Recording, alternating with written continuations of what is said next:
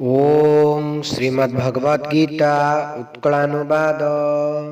ओम श्री परमात्मे नमः।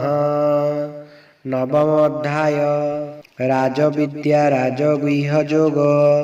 श्री भगवान उवाच अनसूय नाही तुमर जेणु प्रिय अर्जुन। गुप्त ज्ञान तते देवी मु जहा काटे बंधन। एहि ज्ञान राज विद्या जे श्रेष्ठ सुध अक्षय। धर्मयुक्त फलदायक सुख साध्य अजय। एहा प्रति कले अश्रद्धा मिले विषम फल। जन्म चक्रे बुले जीवात्मा मोते न पाई वीर। अव्यक्त रूपरे आम्भे जे सर्व जगते व्याप्त। सर्वभूत स्थित मोठारे नुहे मु भूते स्थित।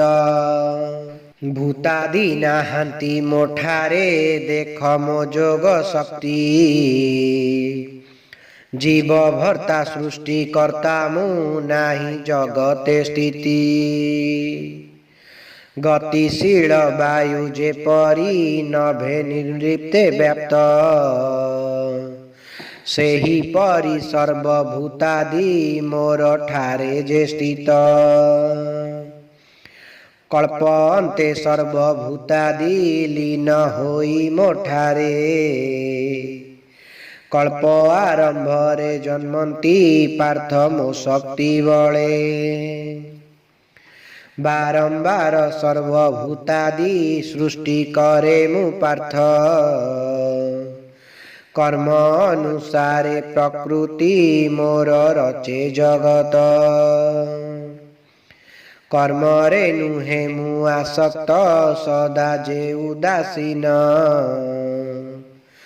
नाही मोर कर्म बंधन तेणु जान अर्जुन। मोर निर्देश रे प्रकृति रचे सचराचर। सृष्टि करे पुणी विनाशे पार्थ जे बारंबार। न जानी मोहर जगत कर्ता सत्ता अर्जुन। नर भावी मूढ़े अवज्ञा मते करंती जान। ज्ञान शून्य कर्मे हताश मूढ़ निराशी गण। रजतम गुण प्रभावे निंदन्ति जे अर्जुन। सत्वगुण धारी महात्मा भक्त एकाग्र चित्ते। अविनाशी सृष्टि कारण जानी भजंती मोते।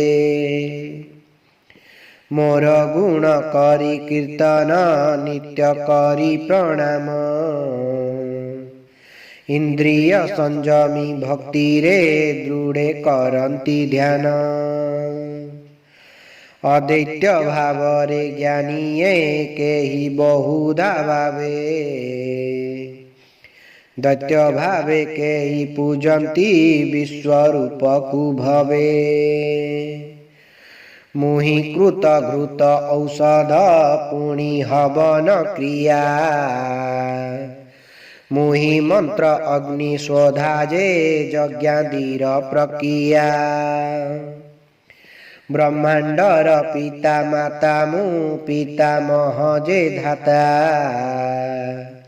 ऋक् साम यजु वेदादि शुद्ध ओंकार कर्ता। गति भर्ता सृष्टि प्रलय प्रभु साक्षी निधान। शरण रक्षक सुहृद सर्व बीज कारण। मुहि ताप जल आकर्षी वर्षा करे वर्षण। मुहि जे अमृत मृत्यु मु सत्य असत्य पूर्ण। वेदज्ञ पुण्यात्मा स्वर्गार्थी यज्ञ द्वारा पूजिण। ଇନ୍ଦ୍ରଲୋକେ ଯାଇ ଦେବଙ୍କ ସୁଖ ଭୋଗେ ଅର୍ଜୁନ। ପୁଣ୍ୟକ୍ଷୟ ହେଲେ ଜନ୍ମଇ ମର୍ତ୍ତ୍ୟ ଲୋକରେ ଫେରି। ଏପରି ବୈଦିକ ସକାମୀ ସଦା ଥାନ୍ତି ଘୂରି। ଅନନ୍ୟ ଭାବରେ ପୂଜିଣ ଚିନ୍ତେ ଯେ ନିରନ୍ତର। ଯୋଗକ୍ଷମ ବୁହେ ମୁହିଁ ସେ ଯୋଗନିଷ୍ଠ ଭକ୍ତର। ଯେ ସକାମୀ ଭକ୍ତ ଶ୍ରଦ୍ଧାରେ ପୂଜେ ଅନ୍ୟ ଦେବତା। ମତେ ପୂଜେ ପାର୍ଥ ନ ଜାଣି ଏହି ସତ୍ୟ ସର୍ବଦା।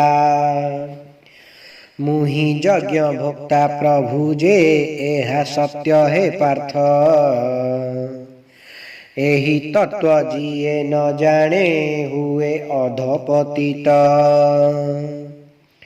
ଯିଏ ଦେବ ପୂଜେ ଦେବତା ଭୂତ ପୂଜକ ଭୂତେ। ପିତୃଙ୍କ ପୂଜକ ପିତୃଙ୍କୁ ମୋର ପୂଜକ ମତେ। ମରଣାନ୍ତେ ପାର୍ଥ ପାଆନ୍ତି ସେହି ଲୋକ ସତତ। ମତେ ପାଇ ଭକ୍ତ ନ ପାଏ ପୁନର୍ଜନ୍ମ ହେ ପାର୍ଥ। ପତ୍ର ପୁଷ୍ପ ଫଳ ମୋ ଭକ୍ତ ଅବା ପ୍ରେମରେ ଜଳ।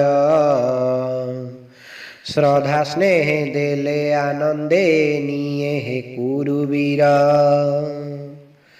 ଜପ ତପ ଯଜ୍ଞ କର୍ମାଦି ଯାହା କରୁଛ ପାର୍ଥ। ଦାନ ଧର୍ମ ଭୋଜ୍ୟ ସକଳ ମତେ କର ଅର୍ପିତ। ଏହି ତ୍ୟାଗ ଫଳ ଶୁଭ ଯେ ଆଣି ଦେବ ମୁକ୍ତି। ମୁକ୍ତି ହୋଇ କର୍ମ ବନ୍ଧନୁ ମତେ କରିବ ପ୍ରାପ୍ତି।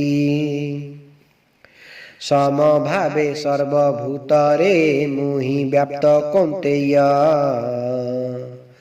ଜଗତରେ ନାହିଁ କେ ମୋର ପ୍ରିୟ ଅବା ଅପ୍ରିୟ। ମତେ ଯିଏ ଭଜେ ଭକ୍ତିରେ ମୁହିଁ ରୁହେ ତାଠାରେ।